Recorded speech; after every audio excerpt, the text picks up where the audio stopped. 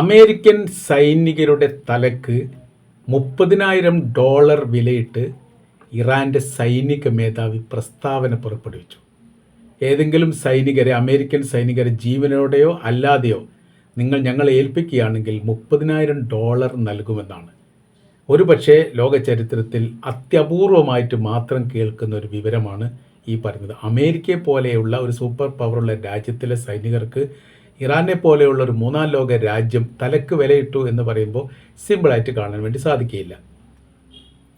സൈനിക മേധാവിയായിരിക്കുന്ന ഹമീർ ഹത്താമിയാണ് ഈ നിലപാട് പറഞ്ഞിരിക്കുന്നത്.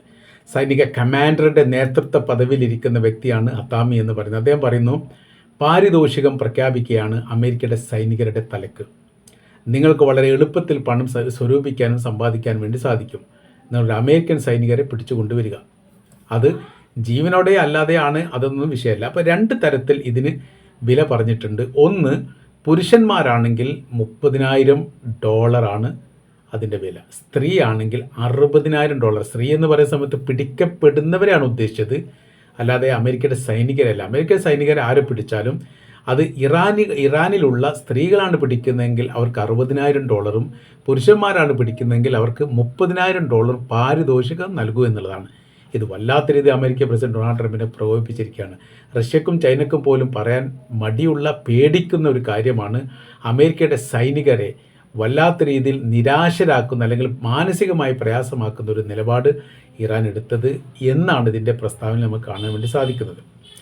ഇപ്പോഴത്തെ നിലവിൽ അമേരിക്കയുടെ സൈന്യത്തിന് പിടിച്ചു നിൽക്കാൻ വലിയ പ്രയാസമാണ്. ഇതിൻ്റെ ഇടയിൽ തന്നെ കഴിഞ്ഞ ആഴ്ച വെറുതെയെങ്കിലും അമേരിക്കൻ പ്രസിഡന്റ് ഒരു പ്രസ്താവന പുറപ്പെടുവിച്ചിരുന്നു. അത് പറഞ്ഞ് ഇറാൻ്റെ തലസ്ഥാനമായിരിക്കുന്ന തെഹ്റാനിലേക്ക് തങ്ങളുടെ 50,000 സൈനികർ പ്രവേശിക്കുകയാണ്. 5 ലക്ഷം സൈനികരെങ്കിലും ഈ വിഷയവുമായിട്ട് ബന്ധപ്പെട്ട് വ്യത്യസ്തമായിരിക്കുന്ന മേഖലകളിൽ പ്രവർത്തിക്കുന്നുണ്ട്. അപ്പോൾ ഇറാനെ ഒതുക്കാൻ വേണ്ടിയിട്ട് സൈനിക മുന്നേറ്റം ഉണ്ടാവുക, അതോടൊപ്പം തന്നെ രാജ്യത്തിൻ്റെ അകത്ത് ആഭ്യന്തര വിഷയം ഉണ്ടാവുകയാണെങ്കിൽ അവരെ കൂടി ലിങ്ക് ചെയ്തുകൊണ്ട് സംയുക്തമായ രീതിയിലുള്ള ഒരു മുന്നേറ്റം ഉണ്ടാക്കിയിട്ട് ഭരണത്തെ അട്ടിമറിക്കുക എന്നൊക്കെ പറഞ്ഞിരുന്നു. അവന് ഇടയ്ക്കിടയ്ക്ക് പറയുന്നതാണ്, അതുകൊണ്ട് ആരും അത് മുഖവിലേക്ക് എടുക്കുന്നൊന്നുമില്ല. ഇപ്പോഴത്തെ അവസ്ഥ, അറേബ്യൻ മേഖലയിലുള്ള അമേരിക്കൻ സൈനികർക്ക് അമേരിക്ക വലിയ രീതിയിലുള്ള മുന്നറിയിപ്പ് നൽകിയിരിക്കുന്നു. അത് അമേരിക്കയുടെ സൈനികർക്ക് മാത്രമല്ല പൗരന്മാർക്കും നൽകിയിരിക്കുന്നു. സുരക്ഷിതമല്ല എന്നുള്ളതും നിങ്ങൾ എന്ത് ചെയ്യണം, അനാവശ്യമായിട്ടോ അല്ലെങ്കിൽ ടൂറുമായിട്ട് ബന്ധപ്പെട്ട അത്തരം കാര്യങ്ങൾ, അത്യാവശ്യമില്ലാത്ത കാര്യത്തിനാണ് നിങ്ങൾ ഏതെങ്കിലും അറേബ്യൻ മുസ്ലിം രാജ്യങ്ങളിൽ ഉള്ളത് എങ്കിൽ വളരെ അടിയന്തരമായ രീതിയിൽ രാജ്യത്തിലേക്ക് മടങ്ങണം. സുരക്ഷാ സംബന്ധമായിരിക്കുന്ന പ്രശ്നങ്ങളും വിഷയങ്ങളും നിലനിൽക്കുന്നുണ്ട് എന്നതിനാൽ ഇറാൻ്റെ കയ്യിൽ പെട്ട് കഴിഞ്ഞാൽ ഇപ്പോൾ അമേരിക്കക്ക് പേടിയെന്ന് പറയുന്നത് പിന്നീട് അവർ വിലപേശി കച്ചവടം ഉറപ്പിച്ചതിന് ശേഷം മാത്രമേ പിടിക്കപ്പെട്ടവരെ വിട്ടുകൊടുക്കുകയുള്ളൂ. അവരുടെ രീതി അങ്ങനെയാണ്. അപ്പോൾ അതുകൊണ്ട് അത് വലിയ ഭയം ഉണ്ടാകുന്നുണ്ട്. കഴിഞ്ഞ പ്രാവശ്യം 2022, 24, 25 സംഭവം നടന്നത്. 5ഓളം അമേരിക്കയുടെ പൗരന്മാർ ഇറാൻ്റെ കൈവശത്തിലാകുന്നു. $6 ബില്യൺ കൊടുക്കണമെന്നുള്ളതായിരുന്നു കരാർ. 6 മില്യൺ എന്ന് കാണുന്നു, 6 ബില്യൺ എന്ന് പറയുന്നു. അത് ഈ ഖത്തറാണ് അതിൽ മധ്യസ്ഥത വഹിച്ചത്. ഖത്തർ മധ്യസ്ഥത വഹിച്ചുകൊണ്ട് ഈ 5 ആൾക്കാരുടെ കൈമാറ്റവുമായിട്ട് ബന്ധപ്പെട്ട് ഒരു കരാർ വ്യവസ്ഥയിൽ എത്തി എന്നുള്ളതും പണം ഖത്തറിന് നൽകി ഖത്തർ ഇറാന് നൽകിയിട്ടുണ്ട് എന്നും കാണാൻ വേണ്ടി സാധിക്കുന്നു. അപ്പോൾ സാഹചര്യങ്ങൾ വളരെ സങ്കീർണമായിട്ട് തന്നെ പോവുകയാണ്.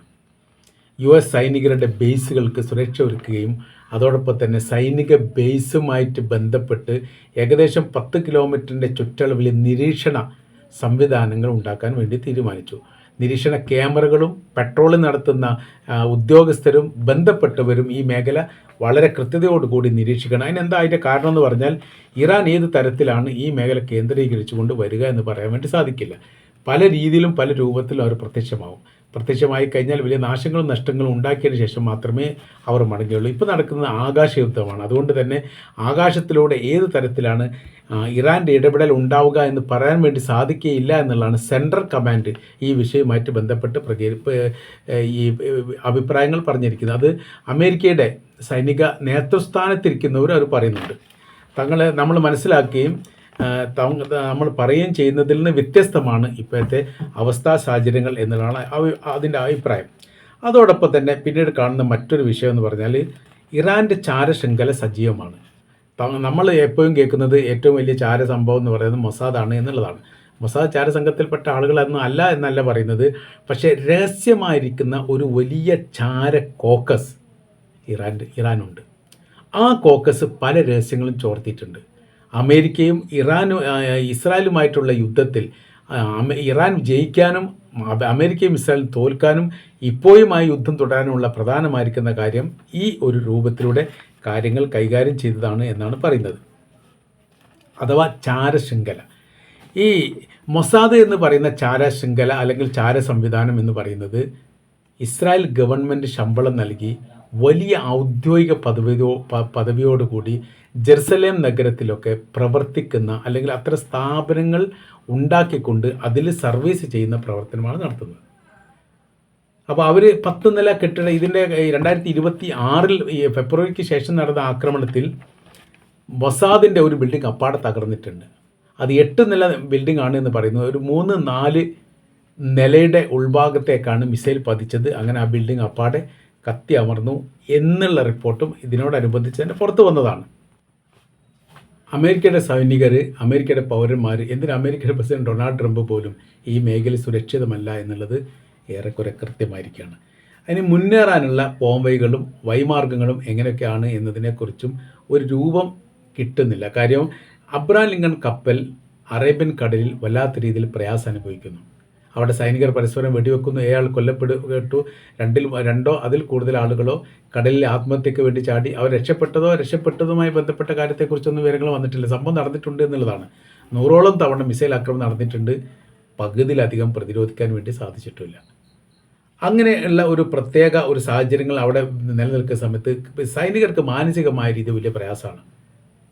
സാധാരണഗതിയിൽ 6 മാസം ഇത്തരം യുദ്ധവുമായിട്ട് ബന്ധപ്പെട്ട് ഒരു കടലിൽ ഈ കപ്പലുകൾ നങ്കൂരമിട്ട് കഴിഞ്ഞാൽ 6 മാസത്തോടു കൂടി സൈനികരെ പൂർണ്ണമായിട്ട് മാറ്റി പുതിയ സൈനികരെ ഉണ്ടാക്കുകയാണ് ചെയ്യുക. അല്ലെങ്കിൽ കപ്പൽ അങ്ങനെ തന്നെ പോയി പുതിയൊരു കപ്പൽ വരികയാണ് ചെയ്യുക. ഇപ്പോൾ 9 മാസം കഴിഞ്ഞ് ഒരു വർഷമാകാൻ പോവുകയാണ്.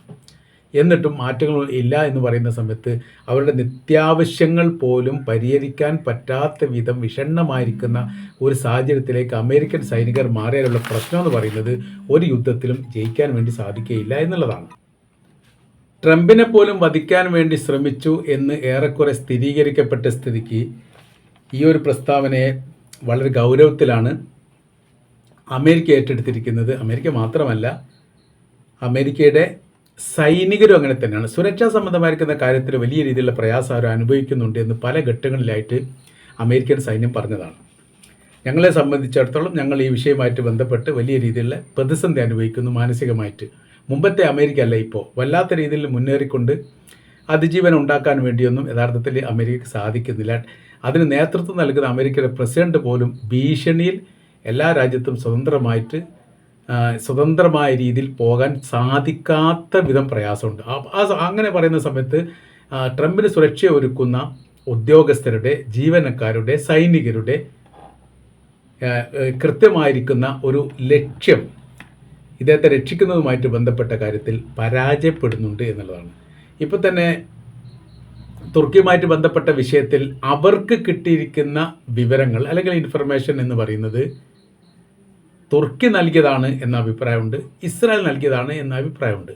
എന്നാൽ അവിടുത്തെ പ്രശ്നം എന്ന് പറഞ്ഞാൽ നേരിട്ട് കൊണ്ട് തങ്ങളുടെ രാജ്യത്തിൻ്റെ പ്രസിഡന്റിനെ സംരക്ഷിക്കാൻ തങ്ങളുടേതായിരിക്കുന്ന ഒരു ഇൻഫർമേഷൻ ലഭ്യമാകുന്നതിൽ അമേരിക്കയുടെ സൈന്യം പരാജയപ്പെട്ടു.